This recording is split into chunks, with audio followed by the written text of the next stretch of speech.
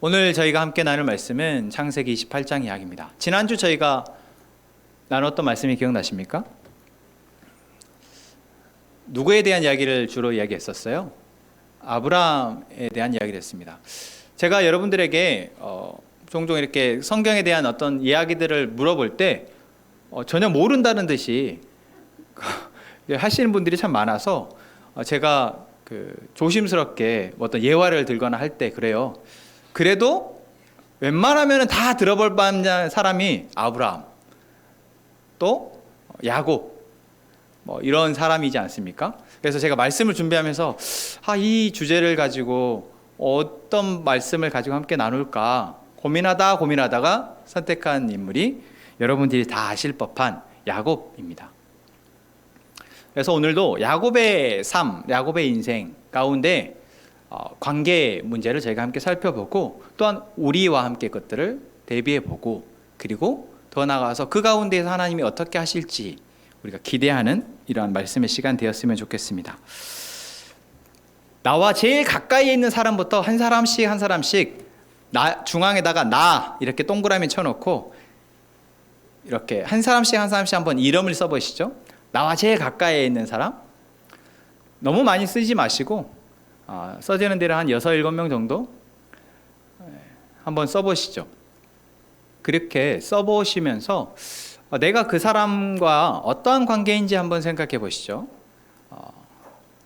그 관계 가운데 조금 정말 사랑의 관계, 정말 기쁨의 관계, 감사의 관계인지, 또는 내가 이 사람과는 참 가까이 지낼 수밖에 없는 사람인데 조금 어렵다, 힘들다, 이렇게 생각이 드시는지. 어떻게 다 적어보셨어요? 몇 명 정도 적어보셨어요? 여러분들은 그 적으신 이름들과 어떠한 관계에 있으신가요? 그냥 그 공식적인 오피셜한 관계 말고요, 감정적으로나 또 내 심적으로 그 사람과 어떤 관계에 있다고 생각이 드십니까? 한번 생각해 보세요. 그 적힌 인물 중에서 내가 제일 그래도 가깝게 친밀하게 어떤 좋은 사랑의 관계, 이런 관계에 맺는 사람. 그래서 내 주변에 정말 가깝다고 생각하는데 이 사람과는 내가 뭔가 지금 마음이 멀어졌고 뭔가 불편하고, 심지어 진짜 관계를 끊고 싶은, 내 옆에 있지만 진짜 안 보고 싶은 그런 관계는 없겠죠. 없었으면 좋겠습니다. 왜, 만약 관계가 그렇게 어렵다면 왜일까요?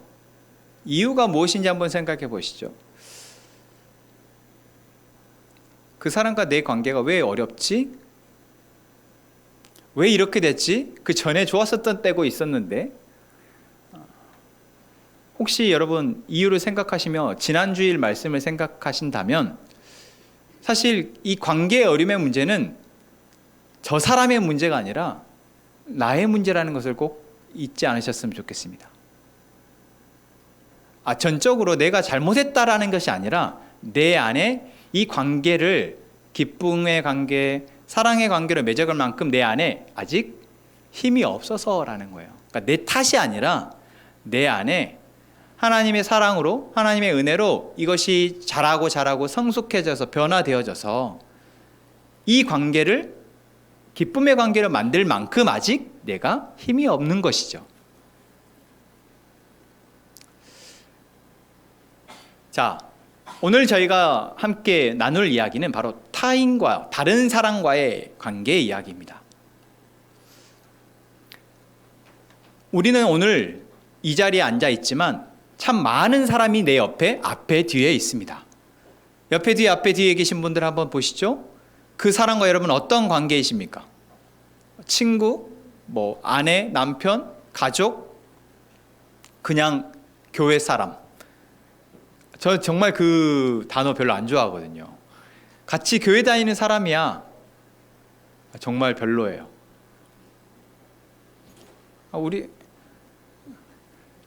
우리가 함께 하나님이 이 자리에 같이 예배하게 하는 것은요, 하나님이 우리로, 하나님을 아버지로 여기는 우리를 하나의 가족으로 만져가시고 그 가족의 복을 누리도록 하시기 위함이거든요.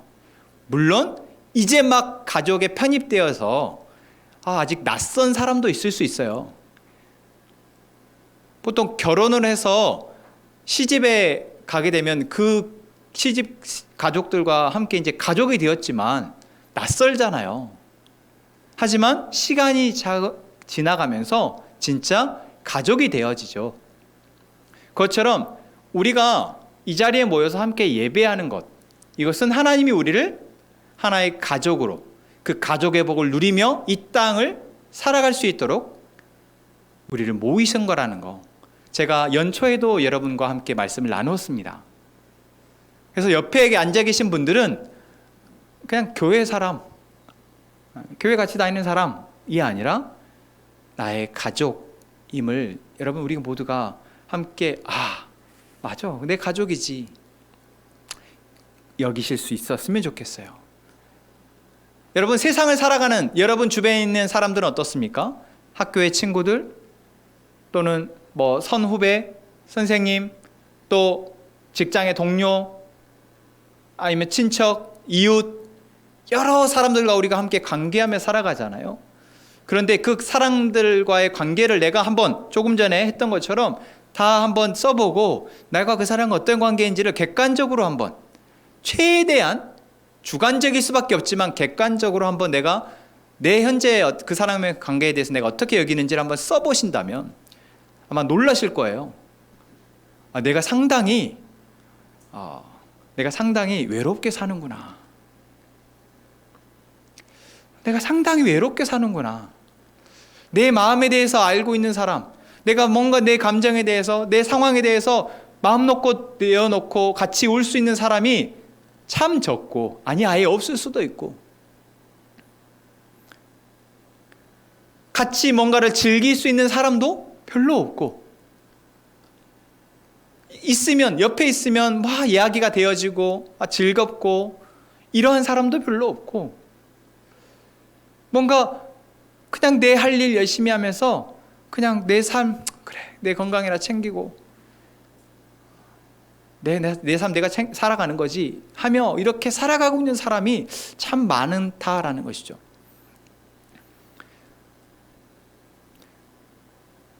그런데 여러분, 하나님이 이 세상을 만드셨을 때 이 땅 가운데 존재하는 모든 피조물들이 어떻게 만드셨다고요?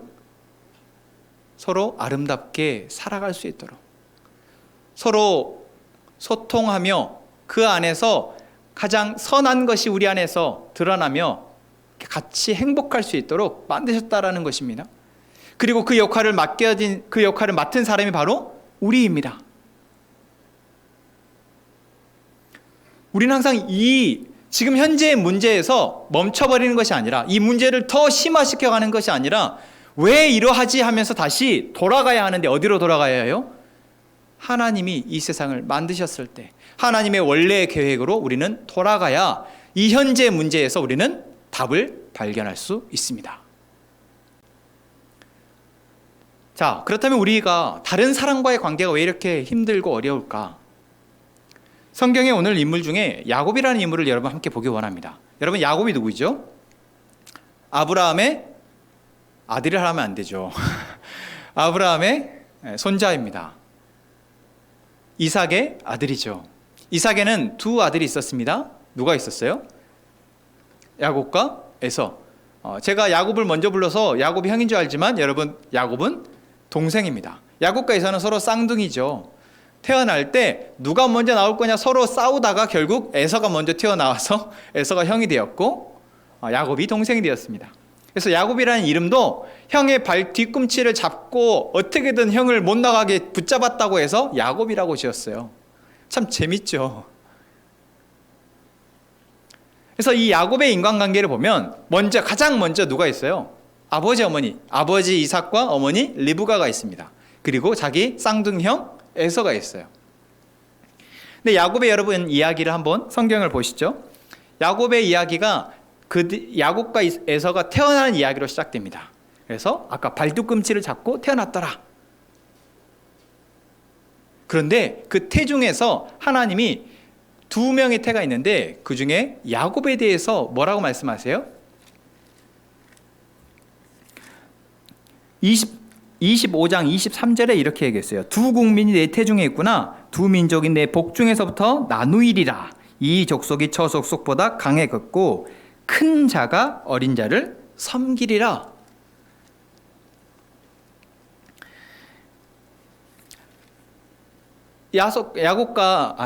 이삭과 리브가가 뱃속에 쌍둥이가 잉태됐으니까 이 경험이 처음이잖아요. 그래서 어떻게 할까 당황스러워서 하나님 앞에 하나님 이거 어떻게 된 거예요? 라고 물었는데 하나님이 이렇게 말씀하신 거예요. 무슨 말입니까? 에서와 야곱이 나오는데 큰 자가 작은 자를 섬기리라 라고 하나님이 말씀하셨어요. 어쩌면 이것은 하나님의 계획인 것이죠. 그들이 태중에 있을 때부터. 그런데 이거는 하나님의 시선에서 그렇지 인간의 시선은 어떻습니까? 나와서 쌍둥이 어때요? 서로 누가 형이네 동생이네 하며 싸웁니다. 경쟁 관계이며 어떻게 보면 심하게는 서로 이 적대 관계가 될 수 있는 겁니다. 그래서 야곱은 태어났을 때부터 자기 형제라고 있는 형이 경쟁사였어요. 그래서 야곱과 에서의 에피소드 중에 무엇이 있습니까? 에서가 사냥을 하는 사람인데 사냥하고 너무 배가 고파서 야곱에게 왔어요. 그런데 야곱이 맛있는 팥죽을 끓이고 있는 겁니다. 그래서 형이 에서에게, 동생 야곱에게 야, 나 그 팥죽 좀 주라 했더니 야곱이 안 줍니다.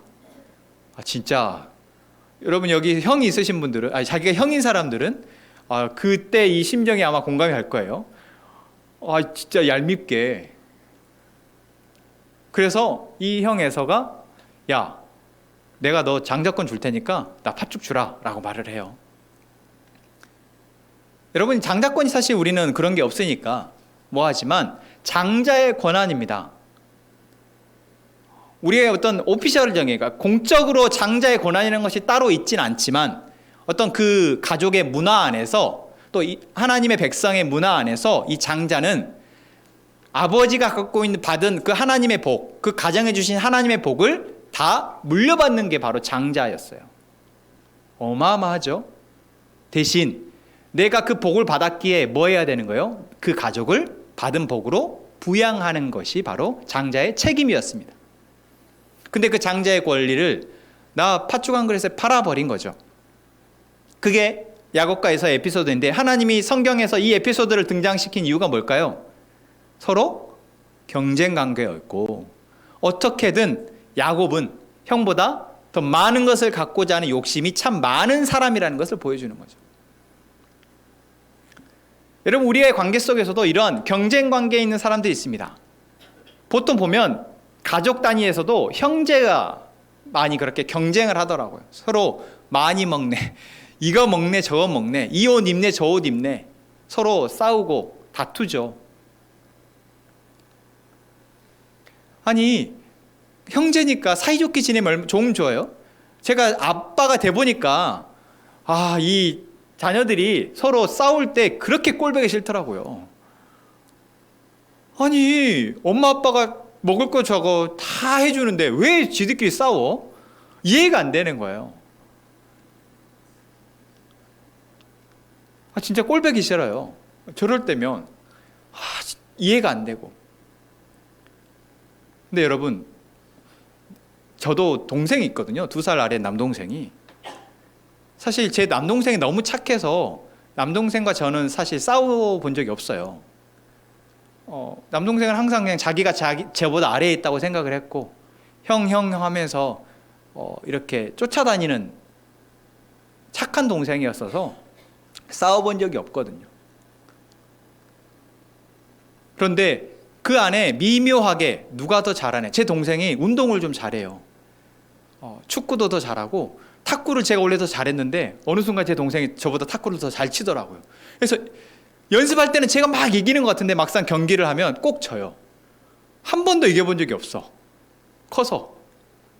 그럼 제 안에 마음에 제가 별로 승부욕이 없는데 희한하게 동생과 할 때는 표현하지 않지만 이번엔 진짜 지기 싫은데? 라는 마음이 있더라고요. 여러분 우리가 살아가면서 이처럼 나와 경쟁 관계에 있는 사람들이 있습니다.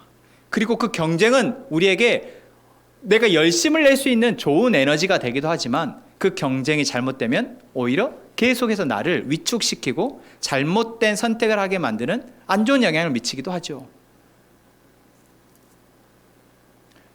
또 야곱에게 어떠한 관계가 있습니까? 부모와의 관계가 있습니다.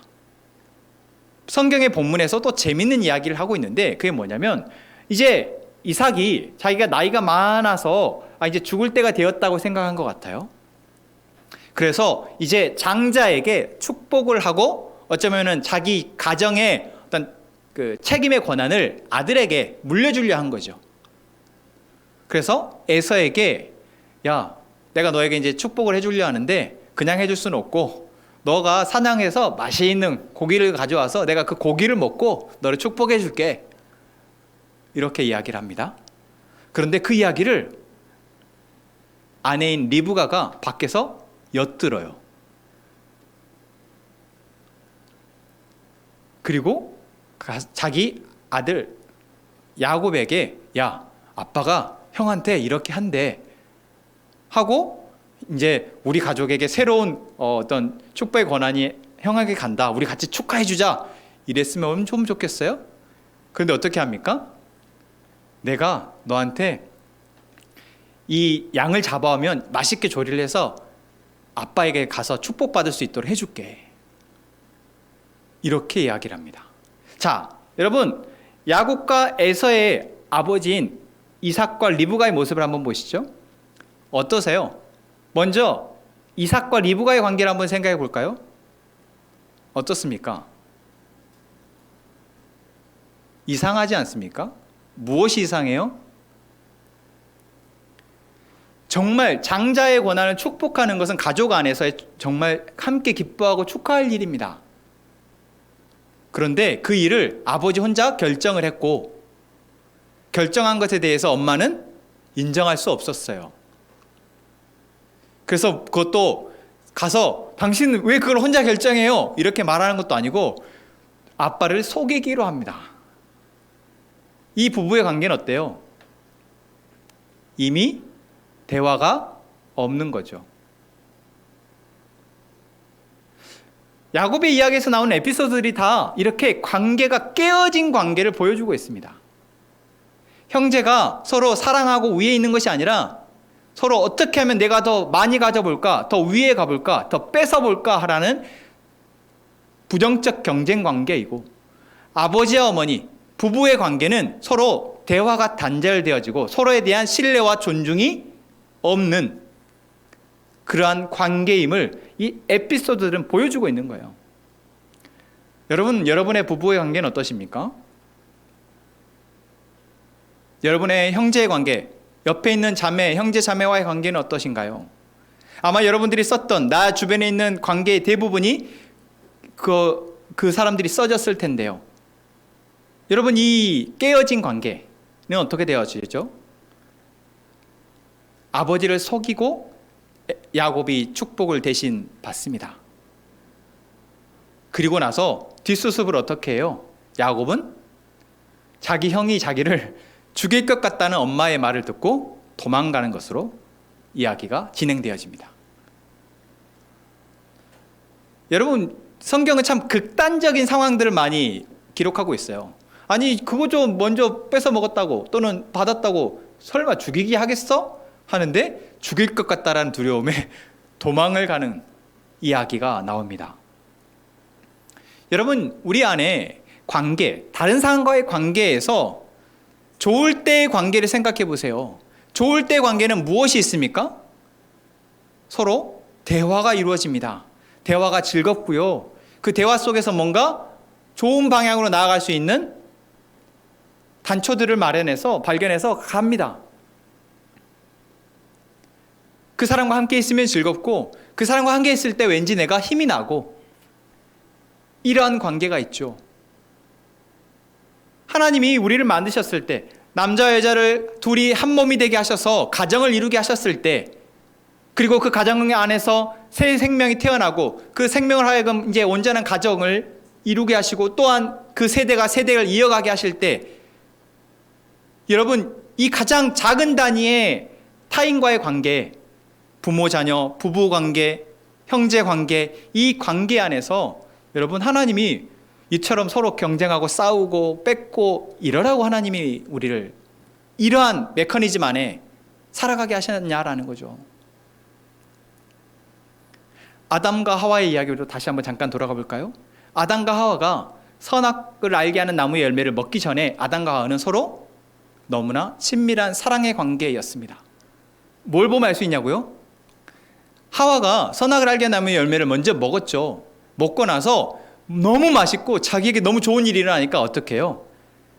남편인 아담에게 가서 여보 이거 먹어봐, 너무 맛있어 하고 줘요. 여러분, 서로 사랑하니까 좋은 것을 나누고 싶은 관계였기 때문에 그랬던 것이죠. 참 그게 좋았던 거면 좋을 텐데 안 좋은 거를 권하는. 그리고 나서 어떻게 되어집니까? 아담과 하와가 하나님이 부르자 숨어버립니다. 그리고 나서 하나님이 이제 아담과 하와를 찾아오셨어요. 그리고 아담에게 물으시죠. 아담아, 네가 왜 그것을 먹었느냐 물으십니다. 그때 아담이 뭐라고 말합니까? 하나님이 만드셔서 나와 함께 있게 한 저 여자가, 아내가 아니에요, 저 여자가 나로 하여금 그것을 먹게 했습니다 라고 말합니다. 사랑의 관계였던 두 사람에 이제 뭐가 생겨지는 거예요? 탓이 생겨지는 것입니다. 저 사람 탓이에요. 저 사람 때문이에요. 관계의 단절이 생겨진 것이죠. 미움이 생겨진 것입니다. 이제 내 삶의 문제를 누군가에게 전가할 수 있는 사람이 되어버린 거예요. 여러분, 우리의 삶의 문제는 우리의 문제인 것이지 누구 한 사람의 문제가 아닌데, 나의 문제이고 저 사람의 문제이고 우리가 함께 고민하며 함께 해나가야 할 문제이고 하나님이 그러라고 우리를 같이 살아가게 하시는데 이제 저 사람 때문이라고 말하는 이런 부정적 관계가 되어진 것입니다. 그리고 이제 이 관계가 지금 야곱의 가정 안에서도 그리고 우리의 삶 속에서도 이어지고 있는 것입니다. 부부의 관계가, 부모와 자녀의 관계가 신뢰가 없어요. 아버지의 권위에 대해서 아들이 순종하지 못하고 속여서 그 복을 가로챕니다. 물론 하나님이 태중에서부터 야곱으로 하여금 하나님의 이 약속의 자손을 이어가게 하신다라고 계획하셨지만 그 하나님의 계획엔 속임이 없거든요. 이삭과 리브가가 서로 대화하며 하나님이 우리에게 약속하셨던 것을, 태중에서 우리에게 말씀하셨던 것을 서로 기억하고 이제 그때가 되었을 때 그 약속을 그대로 이들이 이행했다면 이러한 속임과 도망침의 문제가 없었을 텐데 서로 관계가 단절되어지고, 여러분, 사랑과의 관계가 단절되어지면 무엇을 우리가 잊게 되냐면 하나님과의 관계 또한 잊게 됩니다.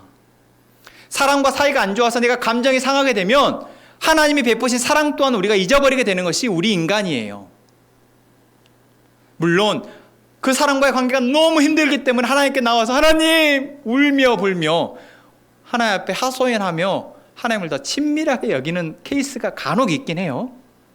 하지만 대부분은 저 사람과의 관계가 내가 힘들어지면 내 마음이 너무 힘들기 때문에 나를 사랑하시는 하나님조차 잊게 되게 쉽습니다.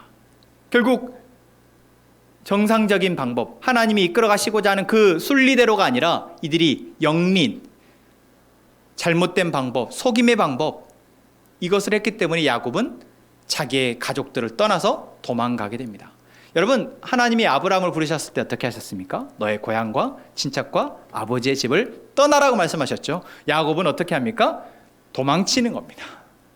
자기의 고향과 친척과 아버지의 집을 떠나서 도망쳐가게 됩니다. 여러분, 우리가 이처럼 관계의 어려움 때문에 내가 가야 할 축복의 길, 은혜의 길에서 도망쳐가는 거예요. 해보셨습니까? 여러분, 집을 떠나서 내가 차라리 집을 떠나는 게 낫겠다 생각하고 집을 나가게 되면 어떻게 돼요? 고생하는 거죠. 근데 우리가 이처럼 사실 그 관계 안에서의 문제를 해결해야 하는데 어떻게 하면 이 관계를 회복할 수 있을까를 고민하며 그 길을 함께 모색해야 하는데 거기를 떠나버린다라는 거예요. 그런데 여러분, 놀라운 것은 하나님이 그런 야곱에게 나타나신다는 오늘 본문의 말씀이 바로 그 말씀입니다.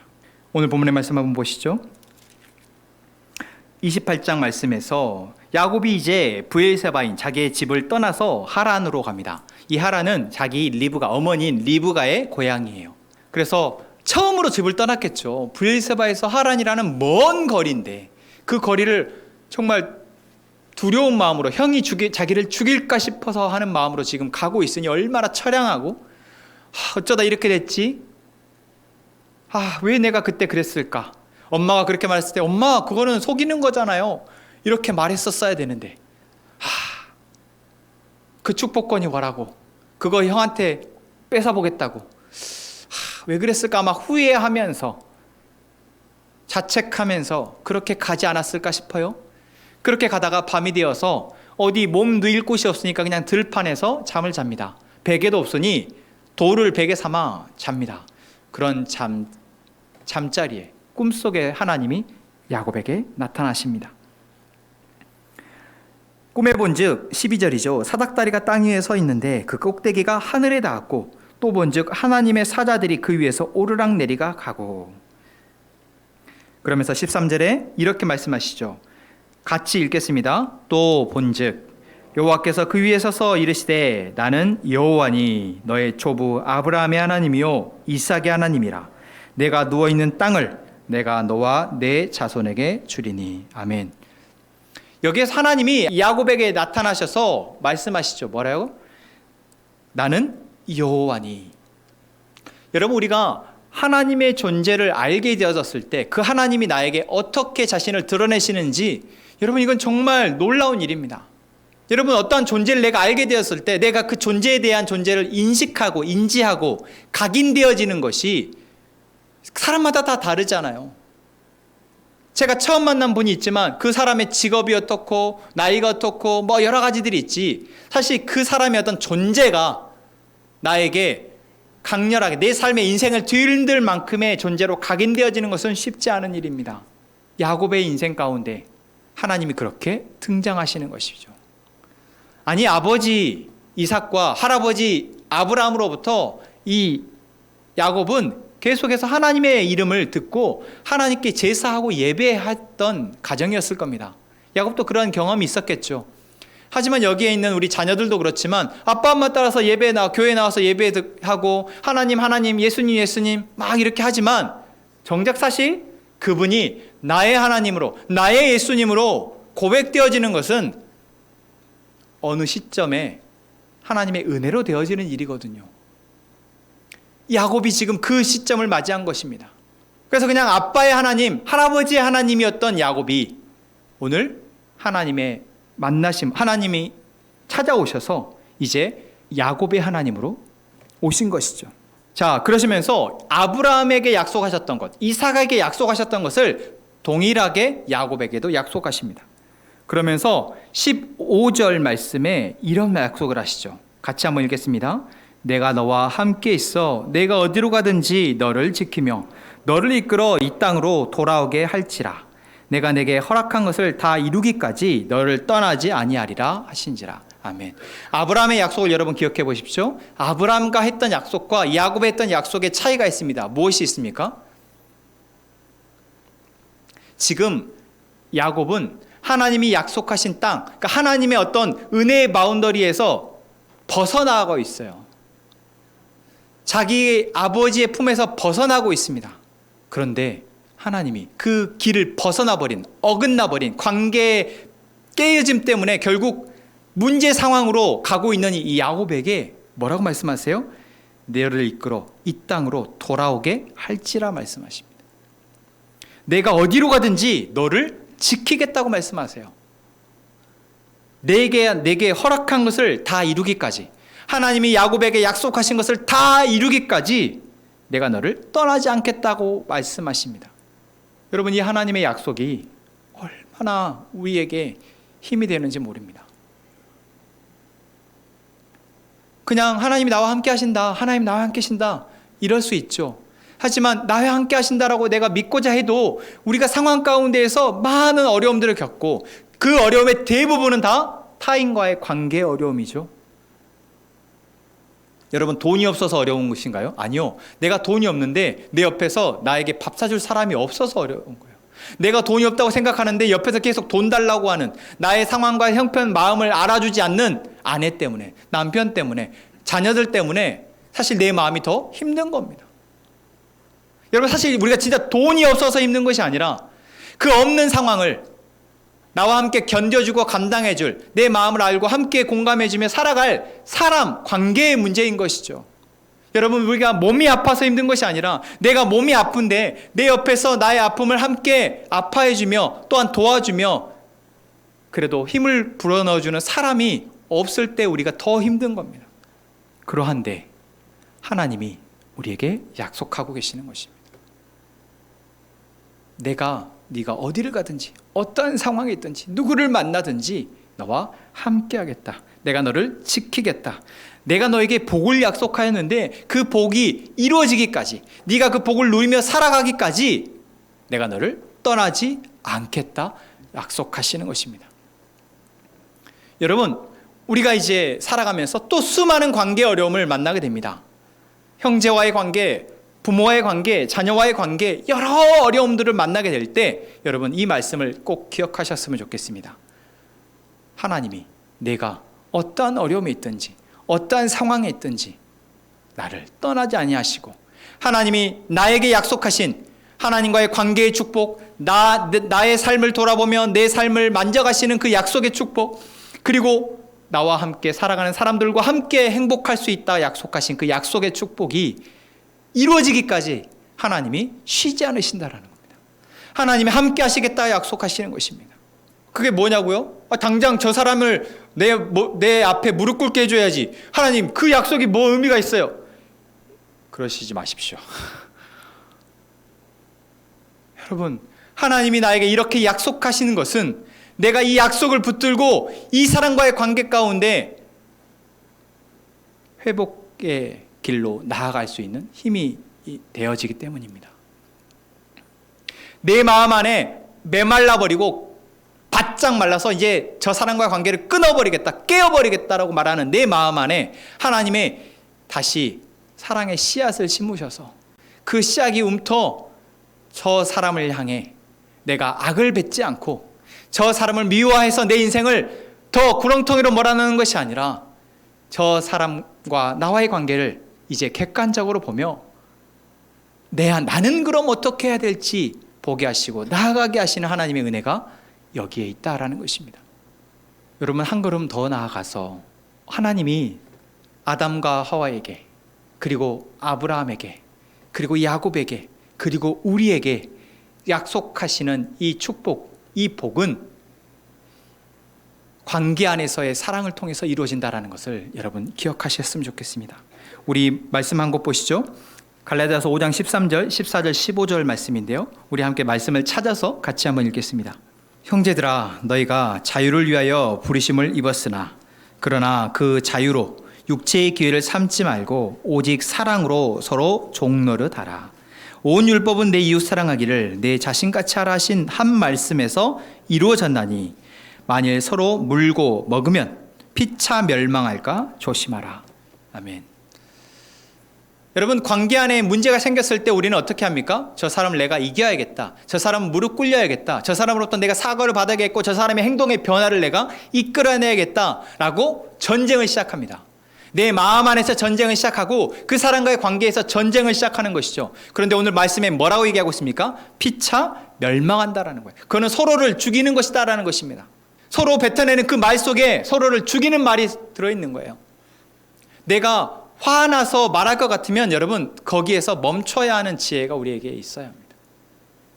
근데 잘 안 되어지죠. 왜요? 저 사람과 나의 관계는 동등하다고 생각하거나 내가 좀 더 우위에 있다고 생각하는 것이 대부분입니다. 내가 조금 더 저 사람보다 아래에 있다고 생각하는 사람 역시도 내가 그동안 저 사람이 위에서 했던 그 많은 악행에 대해서 내가 지금까지 참아왔어. 나는 그래서 더 이상 참을 수 없어 라고 생각하고 이제 뱉어내는 것이죠. 그런데 여러분, 우리 모두는 하나님 아래 동일한 피조물로서 각자에게 맡겨진 책임을 다하며 살아가야 될 동역자의 관계라는 것입니다. 부모든 자식이든 부부든 형제든 직장의 동료든 직장의 상하 관계이든 우리 모두는 각자의 생김새대로, 각자의 재능대로, 각자의 달란트대로, 각자의 역량대로, 배움과 경험과 이것대로 각자의 자리에서 하나님의 뜻을 이루어 온 세상을 아름답게 다스리는데 각자의 역할을 해내는 한 사람 한 사람이라는 것이죠. 여러분, 이러한 하나님의 계획에 내가 따르는 자로 하나님이 나를 바라보시는 그 모습으로 저 사람을 바라보지 못하면 우리는 계속 서로를 죽고 죽이는 멸망의 길을 갈 수밖에 없습니다. 그래서 13절 말씀 뭐라고 얘기했습니까? 그 자유로 육체의 기회를 삼지 말고 오직 사랑으로 서로 종노릇하라 말씀하십니다. 여러분, 우리는 다 각자의 인격을 가지고 있고 나의 자유, 내가 선택의 자유, 내 인생을 내가 선택하고 싶은 자유, 내 입술을 내가 말하고 싶은 자유가 있다라고 말합니다. 그래서 내 마음대로 하는데, 내 돈 내가 마음대로 쓰는데 그게 뭔 상관이야? 네가 뭔 상관인데, 네가 뭔데? 이렇게 말하는 사람들이 있어요. 여러분, 그 자유를 내 마음대로 쓰며 자기도 파괴하고 옆에 있는 사람도 멸망시키도록 하나님이 자유를 주셨습니까? 그렇지 않습니다. 하나님이 나에게 자유의지를 허락하시고 나로 하여금 내가 선택하도록 하신 것은 그것으로 내 옆에 있는 사람과 서로 인격적인 관계 가운데에서 서로 사랑하도록 자유를 주신 것이다라는 겁니다. 내가 원하는 대로 내 감정대로 말을 뱉어내고 싸우라는 것이 아니라 하나님이 나의 삶 가운데 나의 삶을 통해서 어떻게 우리의 삶을 갖고 가실지 함께 고민하고 서로 의견을 주고받으며 서로 함께 행복하라고 주신 자유라는 것이죠. 여러분, 누군가와 관계가 조금 힘들어졌을 때 그 관계를 깨버리기에 앞서, 그 관계를 더 악화시키기에 앞서 저 사람과 나 사이에 하나님이 어떠한 계획을 가지고 계실지 한번 하나님께 물어보시기 바랍니다. 물론 나만 이렇게 물어보고 저 사람은 안 물어봐서 짜증이 나요. 여러분, 그런 관계가 참 많지 않습니까? 그리스도인들이 보통 거기 때문에 많이 힘들어요. 나는 하나님을 그래도 말씀을 맨날 들어서 그래도 그 말씀이 나에게 도전하는 것 때문에 이래도 좋게 생각해 보려고 하는데 저 인간은 안 그러거든요. 저 사람은 그런 마음이 없거든요. 여러분, 그때 찾아오는 자만을 경계하십시오. 나만 듣고 있다고 생각하는 그 자만을, 저 사람은 안 듣고 있어서 지 하고 싶은 대로 한다라는 그 교만을 여러분 버리시기 바랍니다. 하나님이 나에게는 말씀을 통해서 말씀하시지만 그 사람 가운데서는 양심을 통해서 말씀하시거나 상황 가운데에서 말씀하실 것이라는 것을 믿고 기대하고 나는 내가 해야 할 선의 몫을 그 사람과 관계에서 행할 수 있는 저희가 되기를 바랍니다. 서로 사랑하는데 뭐라고요? 서로 종노릇하라고요. 상대방의 종이 되라는 말보다 하나님의 종으로서 내가 하나님의 맡기신 바 역할을, 하나님의 말씀하시는 대로 감당하는 종으로서 역할을 여러분 하실 수 있는 저희가 되기를 소망합니다. 그렇잖아요. 조금 마음에 안 들어도 직장에서는 내가 월급을 받아야 되니까 마음에 안 드는 것도 그냥 꾹 참고 이렇게 웃으면서 네 이렇게 관계하지 않습니까? 왜 근데 그것이 안 되어지냐는 거예요. 하나님이 우리의 아버지시며 하나님이 우리의 주권자이신데 그 주권자이신 하나님이 우리에게 약속하시고 계획하신 그 계획이 우리 안에서 지금 깨어져서 우리가 고통스러워하고 있는데 우리는 왜 그 하나님의 주인 되심을 인정하지 못하고 내 감정과 내 생각과 내 판단에 따라 서로 죽고 죽이는 멸망의 길을 가냐라는 것입니다. 하나님은 하나님을 사랑하라 말씀하시고 내 이웃을 내 몸과 같이 사랑하라 말씀하십니다. 여러분, 여기에는 중요한 비밀이 담겨 있어요. 하나님을 사랑할 수 없는 사람은 자기 이웃을 사랑할 수 없습니다. 감정적으로는 사랑할 수 있을지 모르나 책임감으로 사랑할 수 있을지 모르나 그 사랑은 오래가지 못한다는 것을 우리는 다 알고 있습니다. 그래서 우리는 하나님을 사랑하는 그 사랑, 하나님의 그 주시는 그 사랑이 우리 안에서 풍성해질 때, 그 사랑이 나를 바꿔가고 만져갈 때 그 기쁨과 감사함으로 다른 사람을 사랑할 수 있게 되는 것입니다. 하나님이 우리에게 약속하신 것 반드시 이루어질 것입니다. 하나님 우리에게 약속하신 그 복은 반드시 우리의 삶에 드러날 것입니다. 그것을 위해서 여러분 먼저 우리가 하나님과의 관계 가운데 그 풍성함을 누리시기 바랍니다.